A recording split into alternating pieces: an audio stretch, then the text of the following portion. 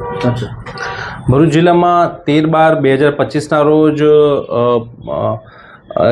Immoral ટ્રાફિકિંગની કલમ 143 3-4 ત્યારબાદ IPC BNS કલમ 143 1D 1F 2 144 2 236 2 3 338 336 340 તથા 54 મુજબની કલમ હેઠળ ગુનો દાખલ થયેલ, જેમાં 11 જેટલી બાંગ્લાદેશી મહિલાઓને રેસ્ક્યુ કરવામાં આવેલ તથા 4 જેટલા આરોપીઓ, જે પૈકી 1 બાંગ્લાદેશી અને 3 ભારતીય વિરુદ્ધ ગુનો દાખલ કરવામાં આવેલ. ત્યારબાદ આ ગુના અંતર્ગત તેનું એમાં ઇમિગ્રેશન એન્ડ ફોરેનર્સ એક્ટની કલમનું પણ એડ કરવામાં આવેલ. આ અંતર્ગત ભરૂચ જિલ્લામાં તથા આજુબાજુમાં ક્યાંય પણ આ પ્રકારના બાંગ્લાદેશીનું આવાગમન હોય અને એના બાબતેનો જે ગુનો દાખલ થયો છે એ બાબતે સુપરવિઝન માટે મહેરબાન એસપી સાહેબ ભરૂચ દ્વારા એસઆઈટીનું ગઠન કરવામાં આવેલ તથા નાયબ પોલીસ અધિક્ષક અંકલેશ્વરને તેને સુપરવિઝન અર્થે એસઆઈટી અધ્યક્ષ બનાવવામાં આવેલ. તે અંતર્ગત એસઆઈટીની કામગીરીના ભાગરૂપે અત્યાર સુધીમાં કુલ 70 જેટલી બાંગ્લાદેશી મહિલાઓ અને એને રેસ્ક્યુ કરવામાં આવેલ છે.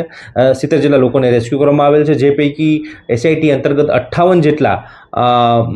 બાંગ્લાદેશી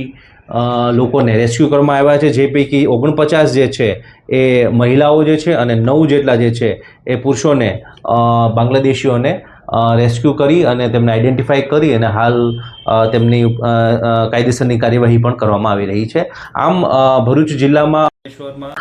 બાંગ્લાદેશીઓ જે ગેરકાનૂની રીતે ભારતમાં વસવાટ કરે છે અને ગેરકાનૂની પ્રવૃત્તિ કરી રહ્યા છે અથવા કરી શકવાની સંભાવના છે, તેને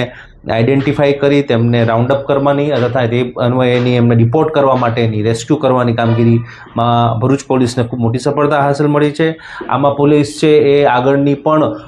લાર્જર કોન્સ્પિરન્સી કોઈ હોય કે જેમાં કોઈ પ્રકારના નાણાકીય લેવડ દેવડ કે અન્ય કોઈ ગેરકાનૂની પ્રવૃત્તિમાં આ લોકો ઈસમો સામેલ છે કે કેમ અને એ લોકોનું કોઈ નેટવર્ક છે કે નહીં તે બાબતેની પણ સઘન તપાસ પોલીસ કરી રહી છે અને ભવિષ્યમાં પણ ચાલુ છે.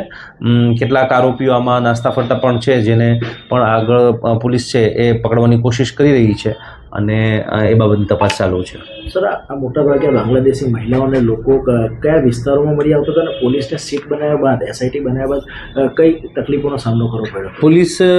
જે એસઆઈટીની ટીમ જે છે તેનો વ્યાપ છે એ આખા ગુજરાત અને ગુજરાત બહારનો પણ હતો, એટલે પોલીસ જે છે એને બાંગ્લાદેશી મહિલાઓને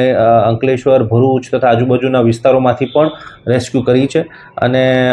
જે મુખ્યત્વે તે અલગ અલગ કામથી અહીં ગેરકાનૂની રીતે ભારતમાં આવતા હોય છે તેવું ધ્યાનમાં આવેલ છે.